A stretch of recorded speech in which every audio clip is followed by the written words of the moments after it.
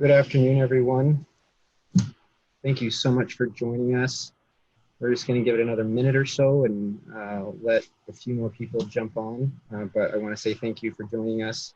I am Marshall Haprov, the Communications Specialist for the Mojave Desert Air Quality Management District. And we are excited that we have so many people who are interested in hearing what we have to present to you today. This is our community meeting for our Community Air Protection Program. We actually have several of our staff members on the call with us today, and I wanted to just quickly introduce them, let you know who they are and that they're here. We have, of course, our Executive Director and Air Pollution Control Officer, Brad Porres. We have our Deputy Director of Administration, Jean Gracie. Our Deputy Director of Operations for Mojave Desert, Alan DeSalvio. We have Communications Supervisor, Ryan Orr. Grants Analyst, Jorge Camacho. Hi, I'm Trevor. I'm the Network Administrator or Systems Administrator here at the Mojave Desert AQMD. There we go. Thanks, Trevor. And then we have Air Quality Engineer, Samantha Lopez. So that's who we have joining us from MDAQMD today. I want to let you know that we welcome your questions throughout our presentation today. I would ask that as you do have questions, that you would use the chat function on the bottom of your screen. Click on chat and then select my name in the to box, Marshall Haprov, and send me your questions directly, please. And then as time allows at the end of our presentation, we'll ask those questions. If for some reason we don't have an answer for you, we will do our best to get an answer and get your contact information. There's also some pieces of information that you may want to write down or save during the presentation. We'll be sharing some of that information, including web addresses, phone numbers in that same chat box. So if you want to have that open, that might be helpful for you for details later. This video is being recorded, so we will post it to our website and our social media pages, including our YouTube channel.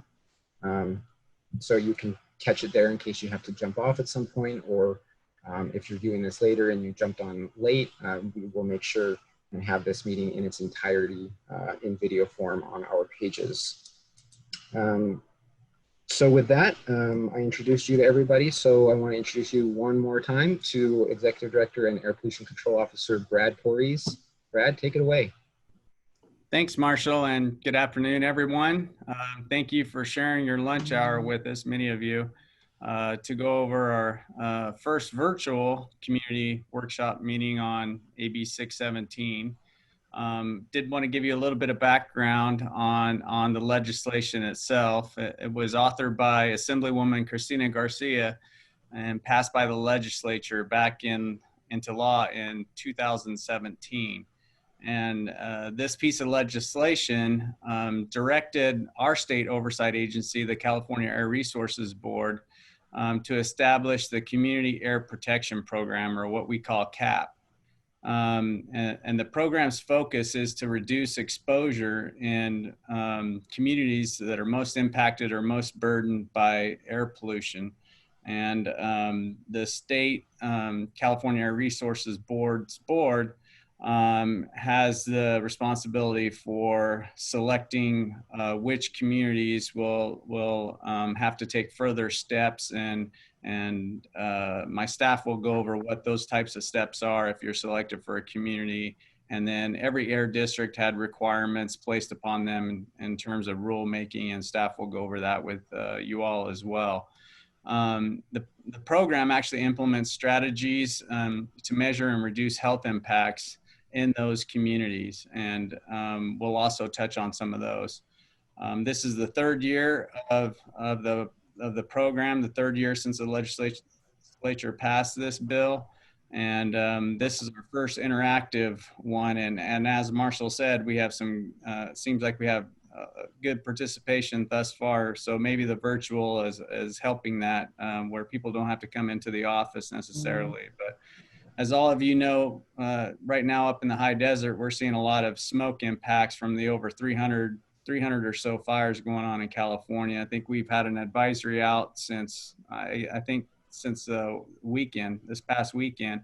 And we're also seeing our ozone going up as well in conjunction with that. So we issued a couple ozone advisories. So air quality is not too good right now across the high desert and across all of California. So it's probably a good thing we're inside doing this virtually anyway. But with that, I'm going to turn this over to my staff to go through the presentation and answer questions you may have. But I want to thank you again for joining us and taking time out of your busy day. So, Jorge. Hi, Brad. Thanks. Hi, everyone. Just as a recap, my name is Jorge Camacho, and I'm the grants analyst here for the Mojave Desert Air Quality Management District. And just to recap on some of the things Brad said, one of the main things that Assembly Bill 617 did was establish the Community Air Protection Program, or the CAP program. And the goal of the program was to reduce pollution exposure and improve public health in communities most impacted by air pollution. The California Air Resources Board, abbreviated as CARB, and you'll see their symbol toward the bottom left of the presentation, will be in charge of running the program at the state level and will provide guidance to local air districts as far as how to implement and how to work around the 617 guidelines. Overall, the presentation is going to focus on the overall goals of 617 on the state level and the actions CARB is taking. And then we're going to move on specifically to the action that the district has taken to support the goals of AB 617.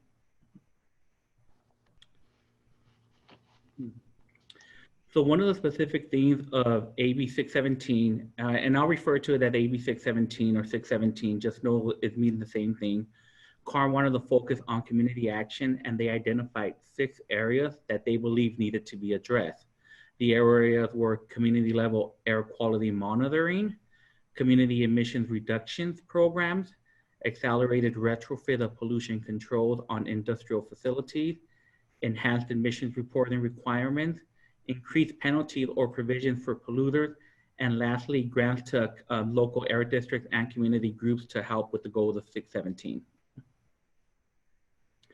Now that once CARB identified the 6 main areas for community action, then they created program elements to address the main areas. The program elements were monitoring, emissions, funding, and emissions reductions. Now within each program elements, there were objectives to be achieved at the state and in some cases the local level. For example, the monitoring element. There were objectives to establish a district and community air monitoring networks, and you'll learn more about our purple air sensors later in the presentation. Whereas in the funding element, the state provided incentives for eligible organizations to purchase new and cleaner engine technology. And lastly, the emission reduction program element, the district was worked on a BARC implementation schedule for applicable facilities. Now, BARC stands for the best available retrofit control technology, and you'll learn a little bit more about that as well as the presentation moves forward. In addition, CARB also developed additional elements as well. One of them was a technology clearinghouse. And this element, state and local agencies will look at additional emissions control technology for stationary, area-wide, and mobile sourcing. They also wanted to establish a more uniform emissions reporting element where they wanted to create annual reporting for specific facilities and develop uniform methodologies for the reporting. And lastly, a resource center. And the purpose of the resource center was to provide organizations with best practices information as well as educational information on emission and outreach tools. Now, as I mentioned, 617 is a new and evolving program that CARB is continually seeking input from stakeholders on how they can improve the program. The slide shown right now does have the link to CARB's 617 webpage, their email contact, and the ability to subscribe for updates on the program.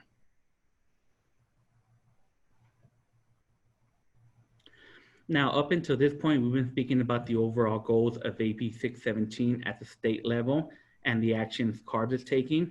Now we want to talk a little bit about what the district has done, what matters, what do we have done with our jurisdiction to increase air quality and support the goals of AB 617.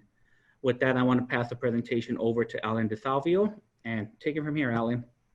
Thank you, Jorge. I'm Alan DeSalvio, Deputy Director of Operations. The Mojave Desert AQMD does not have any communities identified by CARB for 617, specific 617 communities, but we did have some specific requirements that were required by 617. In particular, we were required to adopt some best available retrofit control technology rules for certain sources that were otherwise under-regulated as defined by 617. In 2018, the district updated and amended Rule 1161 for our Portland cement kilns, and that rule meets the definition of barked. So that was one of our, that applies to three cement kilns, three significant sources within the district. So that rule applies barked to those three facilities. The other set of facilities were in the Trona area, which is outside of our federal ozone non-attainment area. And I apologize again for the jargon and the acronyms, but in late last year, the district adopted Rule 1157.1, whose cumbersome title is Barked Requirements for Boilers and Process Heaters Outside the Federal Ozone Non-Attainment Area. That rule essentially applies to the Trona area and some significant sources, significant boilers in the Trona area. So we have satisfied and met that requirement of 617. This slide also shows you, gives you a definition of what the Federal Ozone Non-Attainment Area is. The Mojave Desert AQMD is a large district, 20,000 square miles, and not all of the district is not meeting the federal ozone requirement, the current federal ozone standard. The area that is not meeting it is the Federal Ozone Non-Attainment Area. The outlying portions of the district, the northern and eastern portions of the district, are meeting that standard and hence outside the FONA. Again, I apologize for the jargon. The other thing the district has done is expanded its air monitoring effort by putting in low-cost purple air sensors. These are particulate sensors, and as you can see from this slide, the purple circles represent a purple air sensor that's been installed. Not all of these are district-owned, but most of them are. The majority of them are. And there are multicolored sort of teardrop-shaped pointers that indicate the location of a permanent district federal reference method installation, or what we call the State Local Air Monitoring System, or SLAMS network. However, you can see there are purple circles all over the map, and we've made an effort to, the district has made an effort to install these community sensors throughout all of our communities. And we think we've done a decent job of covering communities throughout the district. In fact, there, at least in my opinion, there are no significant communities of residents that do not have at least one sensor or monitor in their community. That was directly in response to 617 and the community monitoring effort. If you want to see our data, that link shows you, I believe that link takes you to a description of our effort in that data. And by virtue of their nature, these purple air sensors are quote unquote cloud sensors. So the data is constantly available on the internet through the Purple Air website. And there are many efforts ongoing to take this data and incorporate it into other data layers. So that particulate data from our sensors is being used even right now for smoke forecasting and smoke monitoring. So you can see the data in many places on the internet. That's all I've got. Is that my last slide, Marshall? It is, and I just wanted to remind everyone that we are putting a lot of this information, particularly the web addresses and email addresses, into the chat box. So if you don't have the chat box open, if you want to open that and copy and paste or click on it, you can add to your favorites or however you want to do it later. I know particularly some might be interested in the purple air map. But all of that information is shared in our chat window. And so the district has done some rulemaking. The district has engaged in a major effort to install community sensors. However, the biggest and probably most impactful action the district has taken in response to 617 has been grant activity. And so the next portion of the presentation will be given by Jorge Camacho, our grants analyst, and he can talk about the very significant grants and related emission reductions that have occurred directly as a result of AB 617. Hi everyone, I'm back. So before I jumped into the actual grant presentation, one of the things about 617 is they wanted districts to kind of get out there and get community participation and gather community feedback. And our communication section did just that. In 2019, they had a meeting in March and November where they solicited feedback from the community. And in both these meetings, the community supported funding zero emission equipment when possible, with an emphasis on clean transportation for children. What that means is, hey, we can get school buses for children. That would be great. We're on board with that idea.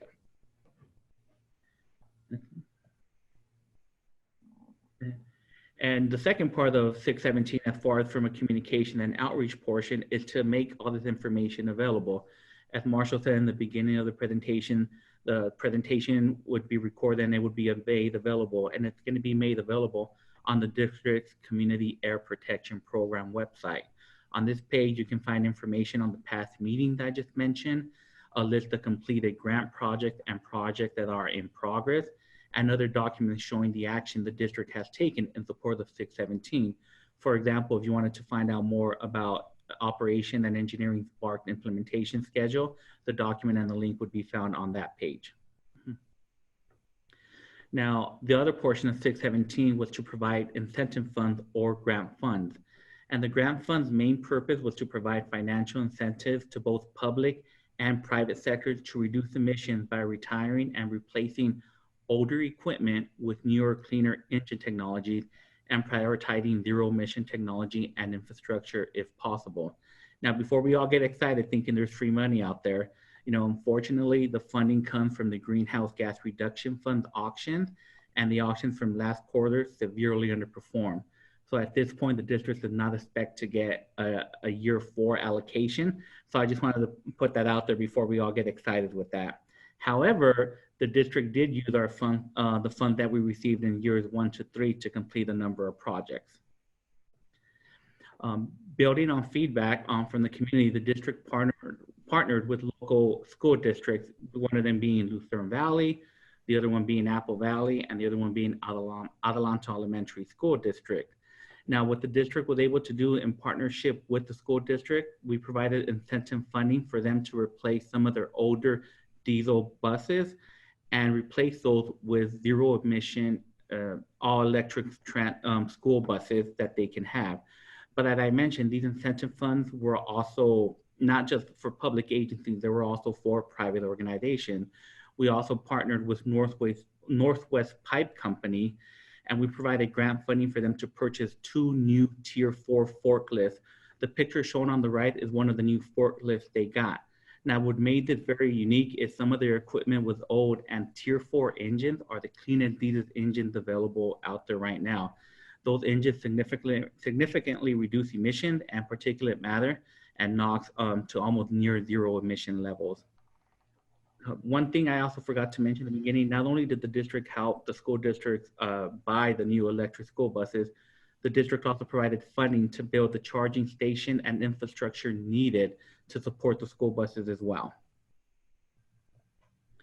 And we're not done yet. We're still working with other school districts to kind of get as many buses out there. So we're currently in talks with the Oro Grande School District to see if we can get electric buses for their jurisdiction. And Adelanto Elementary, we're happy with the school buses they received, and they're actually looking at increasing their fleet of all electric zero emission buses. If you look at the picture on the right, that's actually a Bluebird model zero emission bus.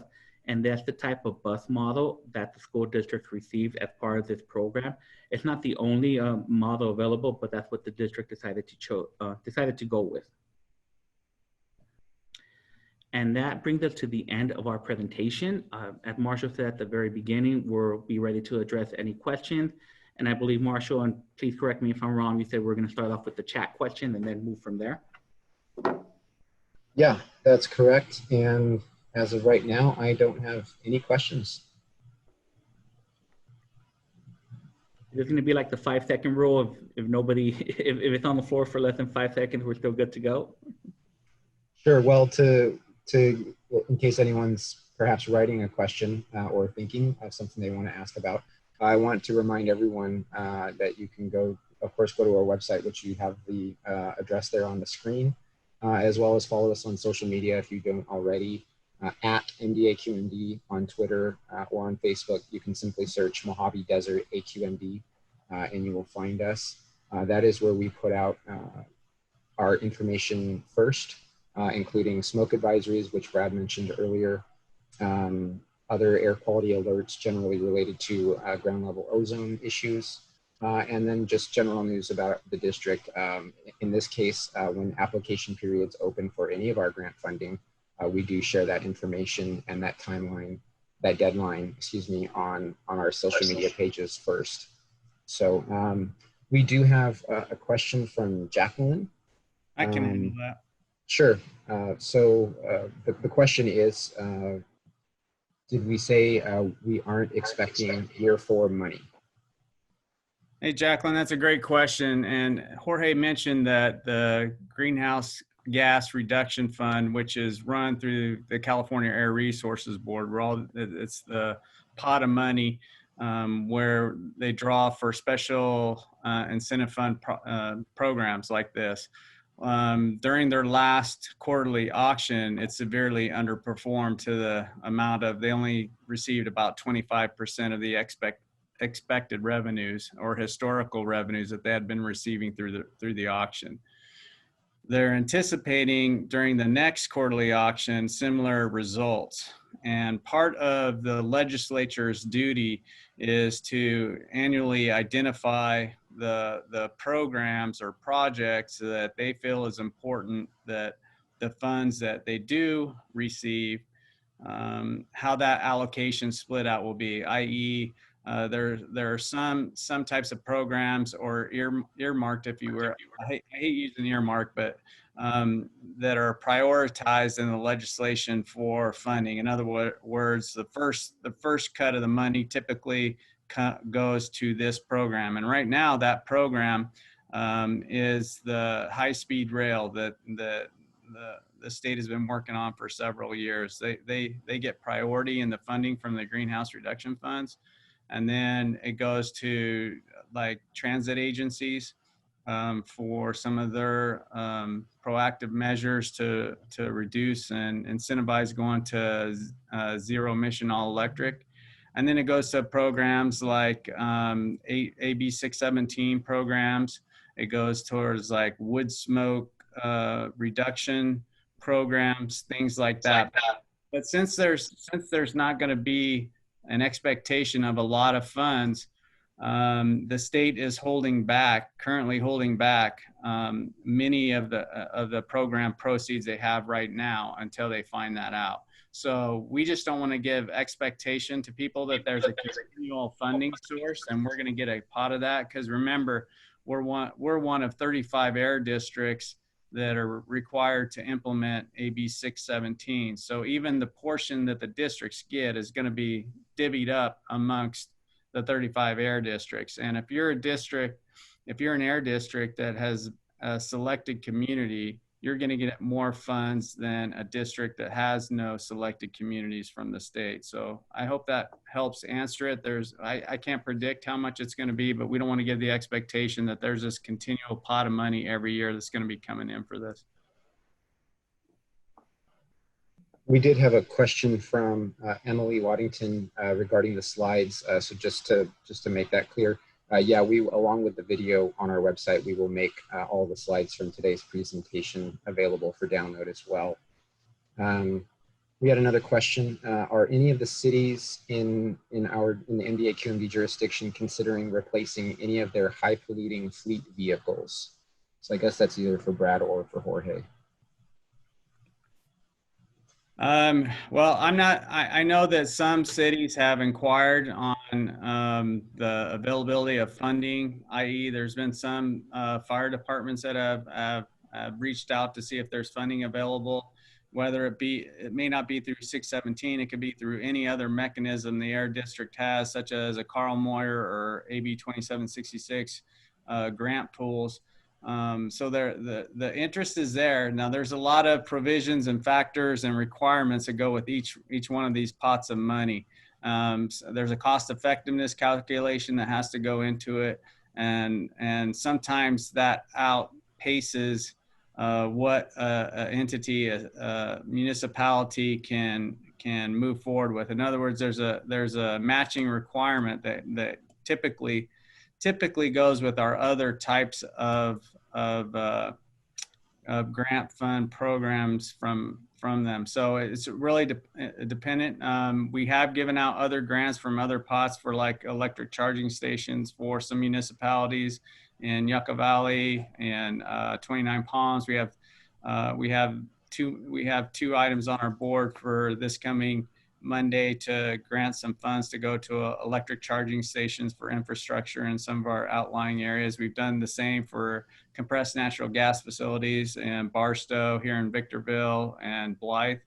They are inquiring now whether they meet all the qualifications and can come up with their matching requirements. A different story. That's up to each entity.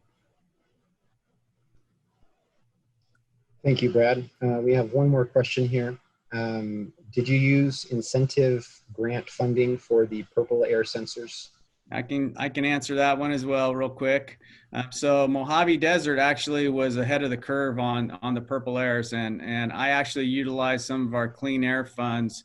It's a different mechanism to purchase many of the, probably I think we have roughly 40 is what we purchased with those funds, but we also petitioned the State Air Resources Board to have them purchase an additional 10 for us. So the answer ultimately is no, we have not used 617 funds for those purple airs, but that is an allowable expense by which the district could utilize those funds.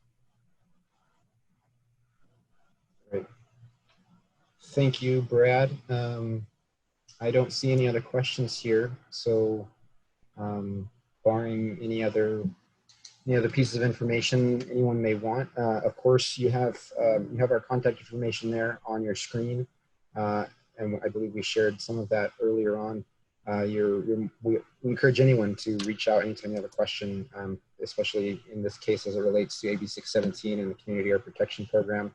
Encourage you to reach out to us. Call us or go to our website, and you can find contact information for each of us individually.